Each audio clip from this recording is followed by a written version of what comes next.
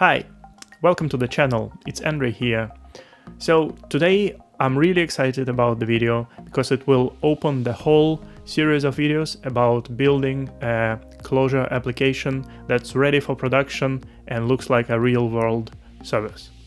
So I've been a Clojure developer for more than 7 years now, and I have some experience that I want to share with you guys. So in these videos I'll show you how things are done in real-world production applications, so you can learn and use that in your next project. I decided not to put everything in a single video because in opposite case it will be a really long one, and I just want to focus on more details in each topic we will cover. But I'll put all the videos in a single playlist on this channel, so subscribe to the channel so you don't miss new videos. Cool. So without further talking, let's jump into the editor and start our journey.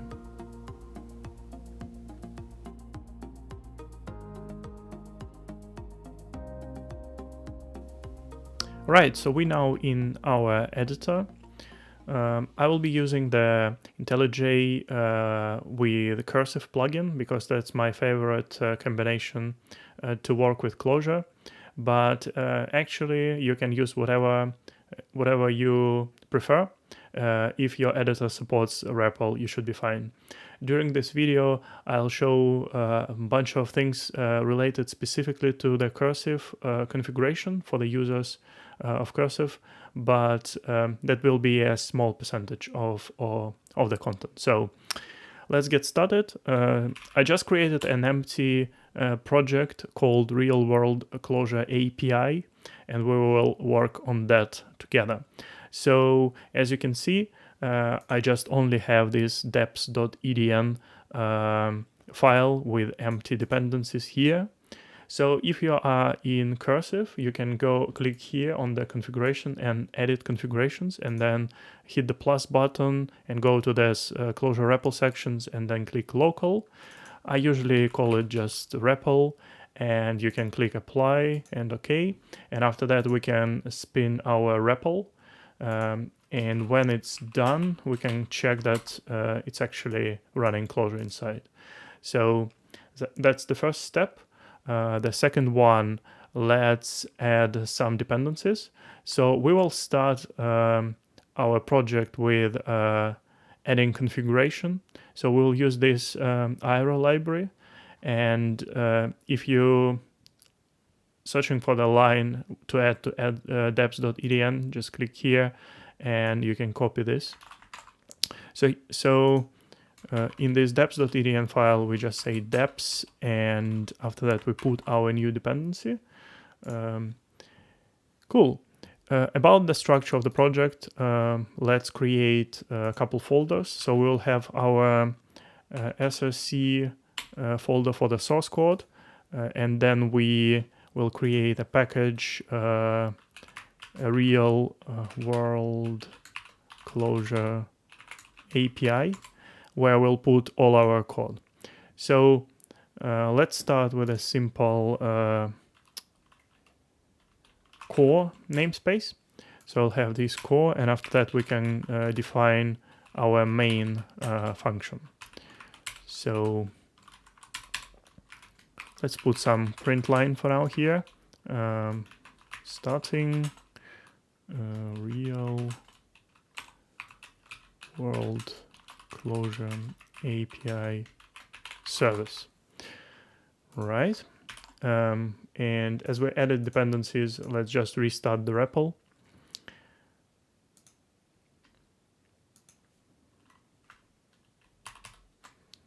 Yeah, if we load this namespace in the REPL, we can now execute our main function. Cool. So regarding the configuration, it's usually good to split it. So let's create a new Clojure namespace called config in the root of this package. And if we go back to our GitHub repo, we're basically interested in this line. So let's create a function called read config, and we will use this inside. We will need to require aero library. It is aero core, and I usually prefer to name with as, not to use refer. So we'll do aero here. So this will now become aero, and this is usually better to have like this explicit require as well. Cool. And let's just rewrite it really quickly to the threading macro so it looks a bit better. Let's put it here, and oops, let me undo really quickly. Cool. So let's put it as the first, and then we have call this IO resource, and we have this call at the end to read the config. Cool. But this file doesn't exist yet. So what we usually do is we can create a new folder for resources, and we will create a file inside. So it will be config.edn, and we'll put just empty map for now. The only thing we need to do now is to actually extend our paths in our deps.edn. So we have src there, but we also have these resources. And let's restart the REPL.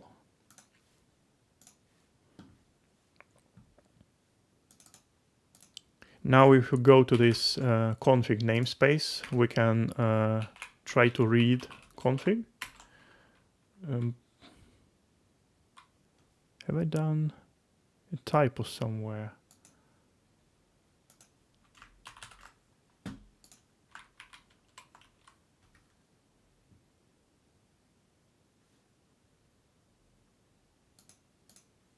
Give me a sec.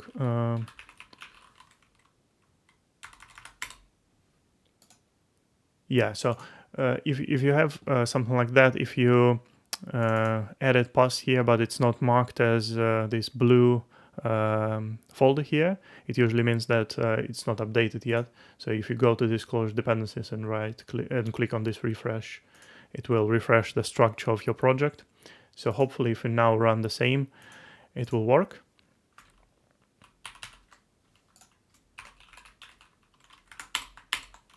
Cool, empty map. The next step is actually add some properties there. So let's take this one as an example. And if we go back to here, let's create a section here that will be called server. And then we have a port inside. And let's just give this a specific name. So let's call it real world Clojure API, and then server port. So what this line is doing, the aero library supports this tagging. So if you see something like #env, it means that it will look for env variable called with this name, and you can check that it exists if you just do system get env and then the name of your env variable. So for now it's nil, which makes sense. But if it's nil, we're now going back to here, and it will be or from this list. So we know this is nil, so it will fall back to 8080, and at the end it will convert it to long. It's useful because this is a number which will be fine, but all env properties will come as strings. So if we want port to be a number, we want to cast it with this tag. Cool. So let's now run our render config once again, and now we see that the port is actually this default one from this config.edn. if we want to set something something from the variable itself, we can do it in edit configurations for the REPL, and there is a section called environment, and if you click here, we can add a new one. We name it like that, and let's do like 3001. We need to click apply. I think it still will not be available, so we need to restart the REPL. But if we do so, just a second. So now we can double check that we actually have this variable in our REPL. And now if we run the config once again from here, not run the read config, we'll have now the port is actually from the property. Cool. So that's enough for the config. Now let's move to our main function. So the first step here will be actually to get the config that we will need it for other parts of the system. So we can do a require, and we use our new namespace for the configuration as config, and it will be config /read config. So now let's say we're starting the real-world Clojure API with config. So let's say with config and put our configuration here. Let's reload this one and run the main. And as you can see, we have our configuration available. All right, time to add something more. So we will use this Pedestal hello world example. So what we will need is a couple dependencies that I've seen somewhere. Yeah, here we go. So let's take those and put them in our deps.edn. I also checked before that, so there is a more fresh version. So let's switch that. It's 0.6.0 as I remember. And also, so we have the logging working. So let's pick this SLF for J simple. So we have some logs from Pedestal. Let's put it here again as well. And as we added dependencies, we actually need to import and restart the REPL, so we have them available. Let's go back to the core and let's get some code from here. So we'll need these roots. We will also need a create server function. And we will need this one to start the server.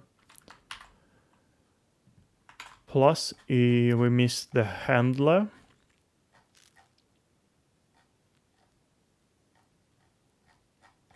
Let me search for that one. Where's the handler? Yeah, here we go. Our simple handler. And we also need to add this requires. So we don't focus on the API for now. We just want something to play with. So we will cover all these Pedestal related things in the future videos. So for now, what we have is we will create the server. We will pass this roots, and this is our mapping between request and a handler. And we have a really simple handler that will always return 200 hello world. For now, let's try add that to our main function to start the server. So we can just do start here, and if we load it to the REPL, and we can call main. We will see that we have a server started on this port. So we can check that with curl, and we put 88090 here, and we have our server working. So to do the next step, let's actually fix this port so it's not using the hard-coded one here, but we actually have something from the configuration. So to do that, let's pass this config here, and this will be a full map that we have from aero. So we can do config server port, and now the start function should also accept config, and we pass it here. And as we have it, the config in the main function, we can do it like that. So now if we start it once again, it will start the server on a new port.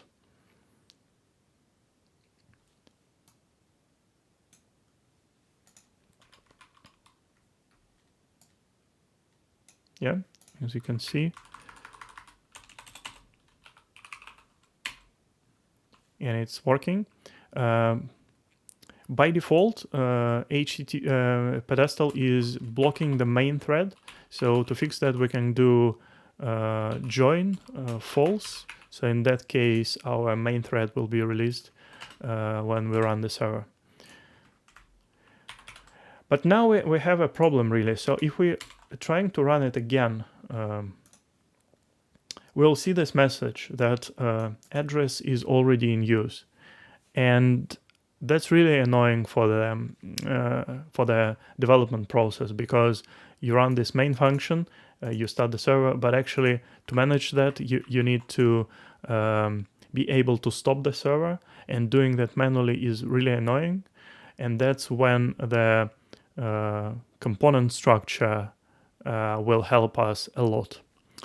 So to start with components, let's go to official docs, and we'll just grab this dependency here, and we go to our deps.edn, and we put this new dependency. Let's restart the REPL. So we have our new component dependency there, and let's go to the let's create a new package called components,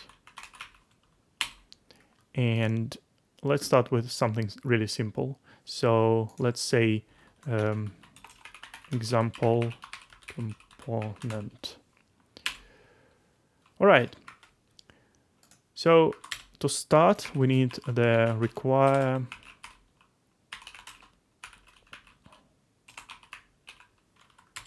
strcr component as component. And the easiest way just to have the idea is to get this example from here.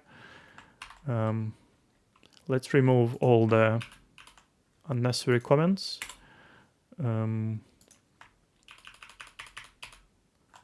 And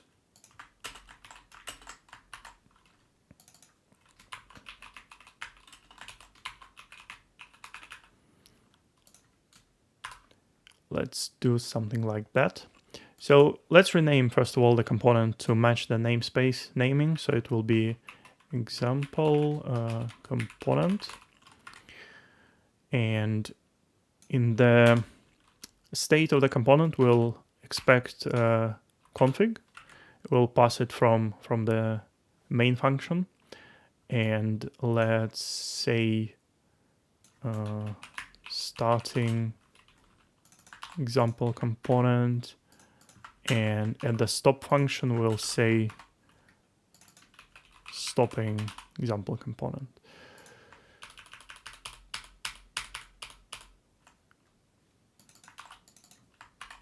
Yeah, and that's just ignore for now all this state and all everything that we do inside these functions. So the idea of the component library is that you use these def records and then you name your component, and after that this def record should implement this protocol component lifecycle, and it's really easy. It's basically only has two methods, start and stop. So in the start method, we'll define the logic how we start our component, and in the stop logic how we stop that. It will make sense when we will start doing a real components, and we'll see it in this video how we wrap our HTTP server in a proper component. But for now, let's play with this one. So the final thing that we need is to have a function at the bottom, so we can work with that. From the core. So let's say it is new example component, and we will expect the config to be passed, and we do map example component. If you don't know where this comes from, it's basically when you create the def record, it creates these helper functions in the same namespace. And we want to pass config inside. Cool. So that's one component, but if we go back to core, now we can create a function that called real world API system, and we will do component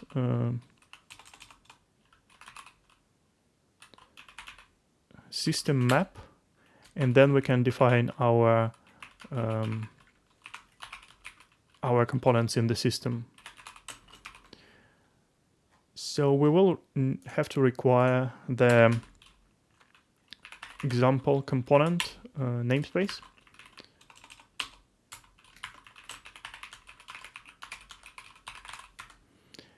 And we now can use that to create a new component. And we, as we said, we're passing the configuration inside. And the config should be passed in this function as well. So what we do now is, let's rename this to system now. And we will do, we'll read the config from the EDN file. Then we create the system with real world API system function. And after that, we call component system start system, right? So let's remove this starting of the server for now, and let's reload this namespace. So if we run main now, we will see that we have this print line from the example component that it was started. In production system, we will usually see something like, it's usually good. In production system, it's usually a good idea to add a shutdown hook. So we stop our system when we exit our container in runtime. So to do so, we can do add shutdown hook, and then we have this runtime get runtime, and after that we create a new thread, and we pass a function inside, and it will be component stop system, and we pass the system.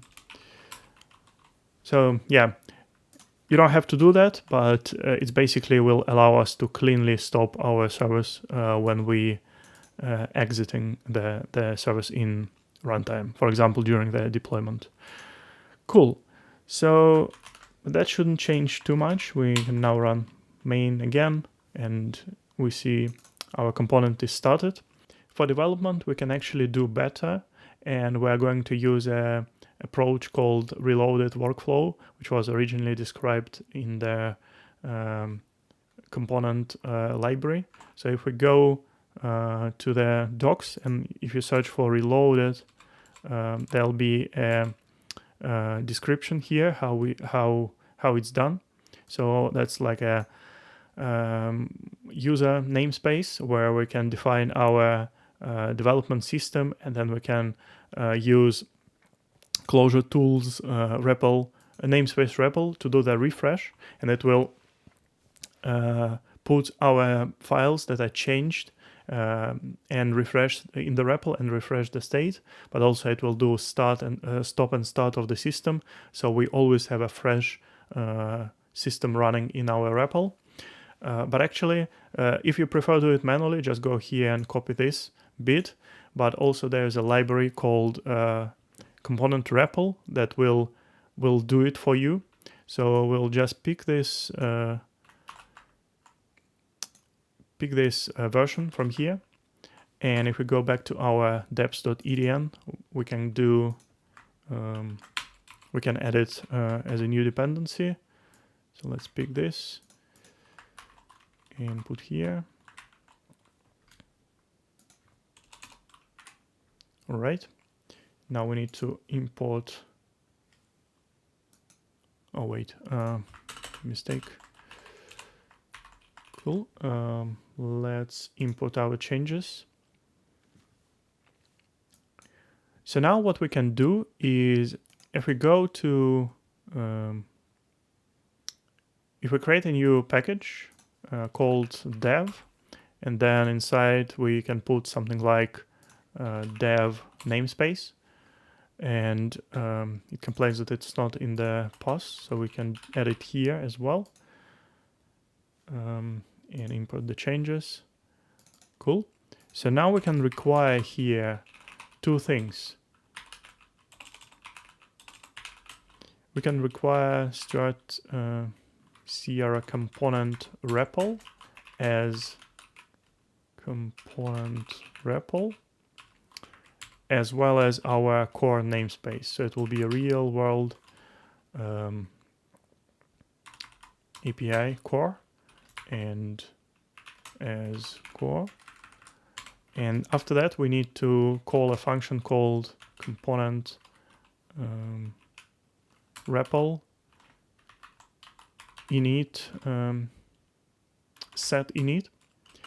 And here we will pass a function that will take an old system that's actually not used, so we can just do it like that.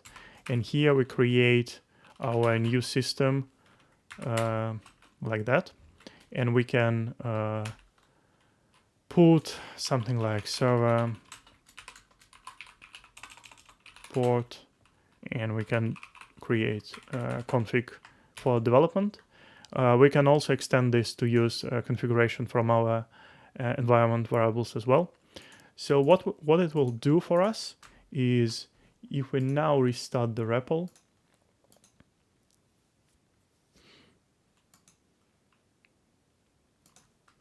and we go to this namespace, we can now call component REPL reset, and it will start the components. But if I call it once again, you see it's calling the stopping component and reloading the namespaces and then starting the component. So if I do any changes here, for example, like that, and if we run this reset again, we'll see that it's reloading this namespace for us. So our REPL state is always up to date, but also our system is running properly inside. So yeah, that's about this reload namespace. The additional thing that you can do, if you're using Cursive, you can use custom commands to make that even simpler. So you don't have to type anything in the REPL. You can just use a shortcut and trigger the reload. I'll just quickly show how to do it. If we go to our properties and we type for commands and search for REPL commands, so you see here you can add more things. So I just created this one, REPL restart system, and as you can see, I say it should execute this component dash REPL reset, and I'm saying that it should be executed in this def namespace.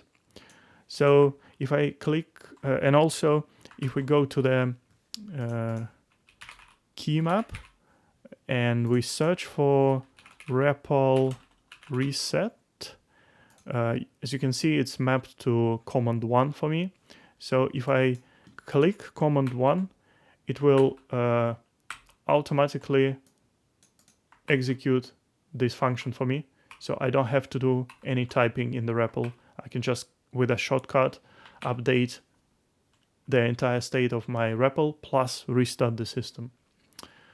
So the only hack you need to do, as I just realized, if we just start the REPL fresh and we will click this command 1 shortcut, most likely you'll see an error like that, and that's because it's not in the development namespace.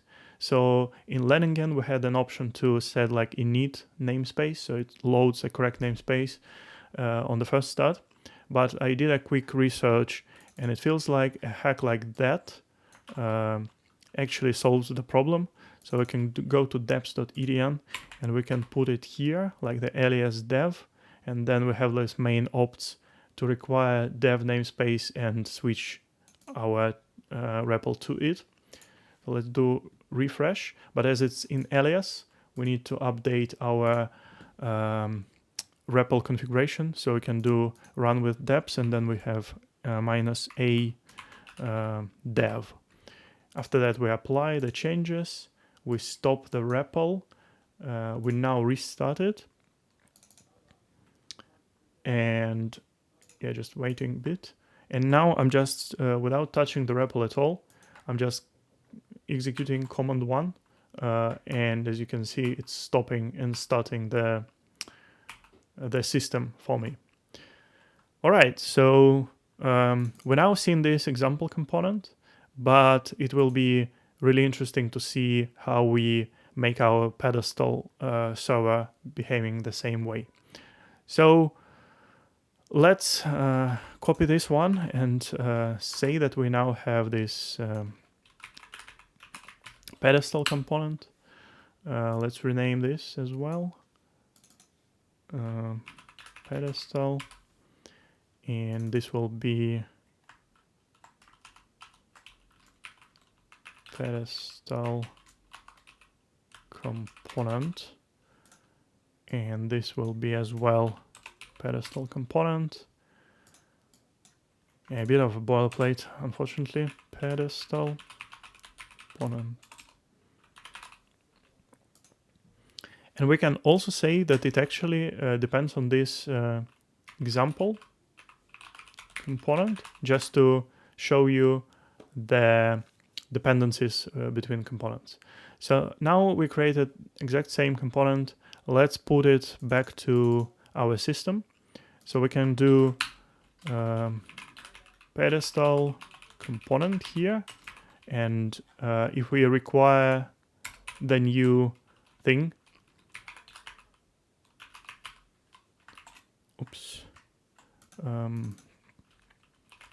real world Pedestal component as Pedestal component. We're taking this now and we're creating a new component, new Pedestal component, putting config inside. And now if we run restart, we now see that it's stopping and starting these components. I'm just spamming the command 1. Cool. So to add dependency between those, we need to wrap this into component using, and then we have our main component, but after that we can specify a list of dependencies. So in this case, we'll just pick this example component and put it here. So now if we restart, it will start them. And also, as you notice, we always stopping pedestal component first and then example component, and we're doing the opposite for the start, and that's because we have this dependency defined here. So this library basically calculates the graph of dependencies for your system, and it knows how to start them in correct order and how to stop them. So with that in mind, let's actually now move our logic for the server from here, and we move it to the component itself. So we created roots here, we created the server here.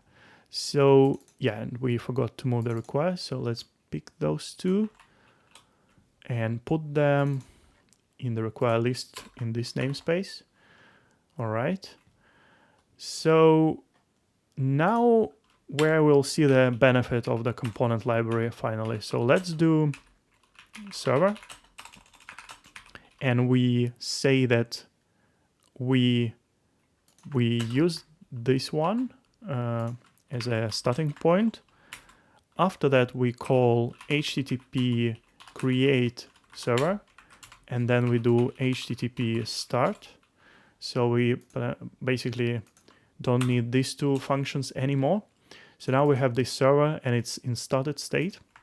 Then the thing that we need to do is to actually put it inside the component state.